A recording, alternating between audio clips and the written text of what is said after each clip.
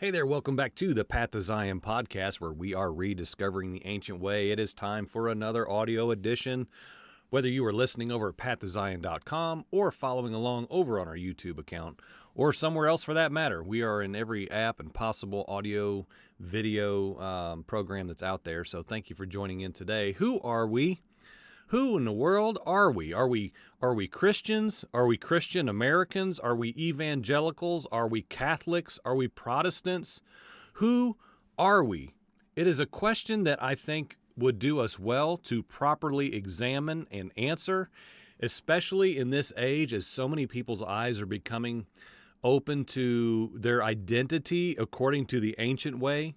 And just in very, very topical context, I just would like to start a tiny bit of dialogue towards your train of thought about your identity. Who are you? If you are, in fact, one who considers yourself in Messiah, a part of the body, a part of the church, everyone's lingo is different, and we're not going to dissect all of that today. But this is a very simple presentation that started in James chapter 1, verse 1, as you see here on the screen, which is a very unlikely quote, of course, right? But that's going to be a real launching pad for you to consider your identity today. And here we have this man, James. He is a servant of Elohim, and he's a servant of the Master Messiah Yeshua. And of course, he's writing a letter, and this is the beginning of it. And what does he say? To the 12 tribes in the dispersion, greetings. And of course, our emphasis here today is the to part. Who is this to? To the 12 tribes in the dispersion. Now, in order to properly understand and apply letters within the Bible, whether it's Shaul Paul's letters that have been horribly mishandled, misconstrued, we have not listened to the counsel that Peter gave us to, be careful now. Shaul is someone very, very difficult to understand, and man, people are going to come and they're going to misappropriate and mishandle, misuse, misapply what Shaul wrote. Letters now, people. Letters to literal individuals according to literal topics at hand at the time. And these letters were not written to an evangelical church in 2024. It was not written to a Catholic church at its inception at the state church level, 300 years in, on the other side of Messiah's ascension.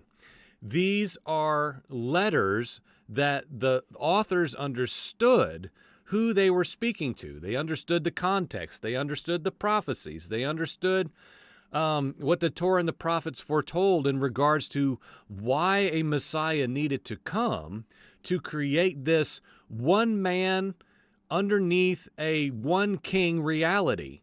One king, one kingdom, one unified people, one law for all individuals. And this was, of course, a biblical concept from beginning to end. And so we have to understand, this of course is not specific to James, but we have to understand, using James 1:1 as a very small example, that James is making it clear, this is who I am, and this is who these letters are for, written to the 12 tribes dispersed, scattered, okay? So we have to understand, or else we will not understand their purpose. We won't understand why the writer wrote the things that they did if we do not understand who the letters are to.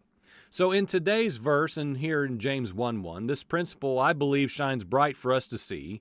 We must know what James was addressing within the letters and who he was speaking to in order to properly receive what is presented in the lines that follow right here. It is not up for our personal revelation. It is not up for our personal application. We have to immerse ourselves into the context that the biblical authors were within.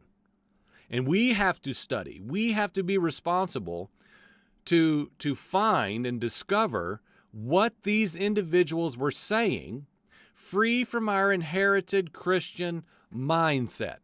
We have been We have been so fed the plain old gospel that anyone can understand. If you remember back in the early 2000s, there was a lot of jokes and sermons about like salvation, so easy a caveman could do it. It played off of the old insurance commercials at the time. And it was just like, if you can't understand or explain the gospel in a minute or less, then you're making it too complicated. But the reality is, friend, we have inherited a version of the gospel that is so dumbed down and is only positioned at the foot of the cross. We have very little, if any, understanding as a corporate entity of, quote, believers, ones who would say they believe the Bible. We have been handed a doctrine of belief that is completely void of a to the 12 tribes in the dispersion understanding. I had zero understanding of the purpose of why Yeshua came, what his life, his obedience, his death, his resurrection, his ascension. I really didn't understand outside of a personal salvation understanding. I had no idea what the work of Yahweh Elohim accomplished in order for him to have a people once more in a prophesied age that is, by the way, not here yet. The new covenant is yet unfolding and will culminate in the redemption of the ages when a new Jerusalem appears and the tribal understanding becomes regathered by the Father through the incredible work of the Son to again have one set apart family for all of eternity. Now, this letter specifically in James chapter 1, of course, has many layers of context that most of us will never know. This 12 tribes mystery. I have only been privy to this for about 4 or 5 years, and I feel like my understanding towards it is still on an elementary level, but it is growing. But without an understanding beyond our personal salvation issue about why Messiah came and what he was accomplishing, we will be ignorant of truly understanding who these types of letters are addressed to. And thereby, if we do not understand the 12 tribes in the dispersion, we will not be postured to understand every line that follows from here. We know that Yeshua, when he was on the earth, he addressed this himself. If we went to Matthew 15, for an example, he is talking to the non-believing leaders at the time, of course. He speaks in parables. He has all these different things he's confronting. He talks about things that come out of the heart: evil thoughts, murder, adultery, sexual immorality, theft, false witness, and slander. All these things, which of course are addressed where? In the Torah. He, of course, knew that and would have applied that as he quoted so many times. Everyone would have been aware of that. But Yeshua leaves in verse 21, and he goes away to the region of Tyre and Sidon. Behold, a Canaanite woman from that district came out and started shouting, "Have mercy on me, O Master! Ben David, son of David, my daughter is severely tormented by a demon." Verse 23, he did not answer her a word. Now, we've talked about this in episodes years ago, how the audacity of the Messiah to ignore this woman. Are you kidding me? So his disciples come and they're urging him, saying, "Send her away.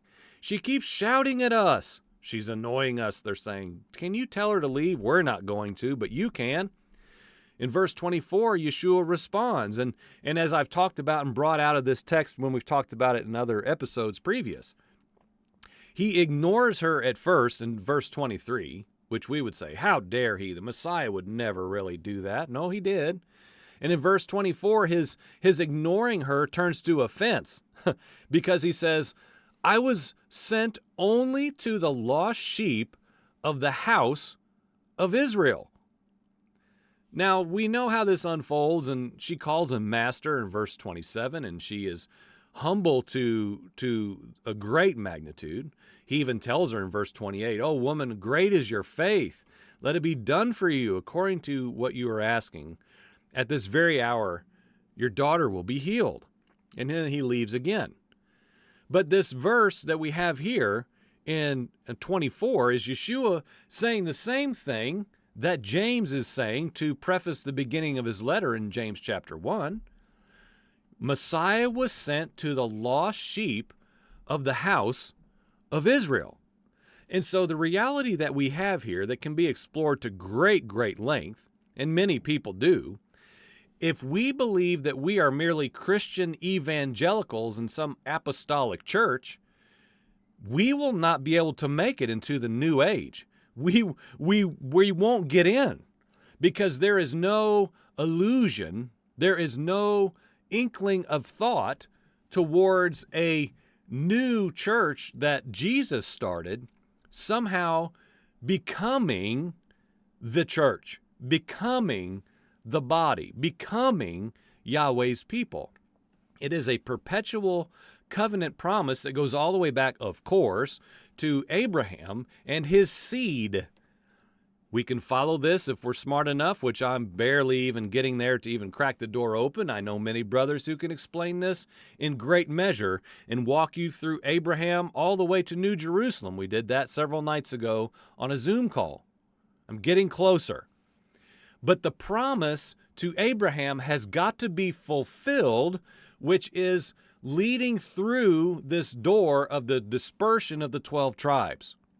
So, Father will gather all of his scattered ones from all the corners of the earth.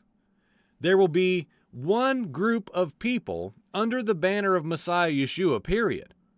No Jew, no Greek, no Gentile, no Christian. And friend, we need to know this. Do you know this? Many people know this better than I do. I'm not trying to inform the world of a great secret that's never been revealed before. Now, to that point, that is, I believe, what Shaul, Paul, was saying, what he was referencing about, I'm about to explain to you this revelation of the ages that has not been revealed. It's been hidden. What is it, friend? Well, in culmination and in a kindergarten level explanation, salvation has come to the nations. The nations. How do you become a part of Yahweh's people? The same way you always have, friend. By faith, you enter into a covenant with a covenant-keeping Elohim. Okay? Which leads us all the way back to understanding who we are. Who are we, friend? Are we mere evangelical Christians? Are we this denomination or that? We cannot just say, well, we're just God's people now. Replacement theology tells us there was Israel, Jews, and now there's Christians. Friend, that is not even kindergarten level understanding. That's falsehood. It's falsehood. We need to dig deep into the Word. We need to study from beginning to end our identity to understand what in the world men like James were writing about these 12 tribes dispersed all over the earth. So, friend, do you know who you are today? I'm learning more and more and more. It is found within the ancient way, friend. There I'm finding the same thing Yeshua found, which is the fulfillment of what came through him on his life on the earth and his ascension to his great high priestly status, and is continuing on today, the invitation to become a set-apart, holy people as Yahweh is holy. You've been listening to the Path to Zion podcast. We're rediscovering the ancient way. We'll do some videos here soon. I've got a couple other studies that are much longer that are almost done. So until then, thank you for listening. Join into the conversation over at pathtozion.com or on our YouTube account here in the community section. Thank you so much for listening today. Amen.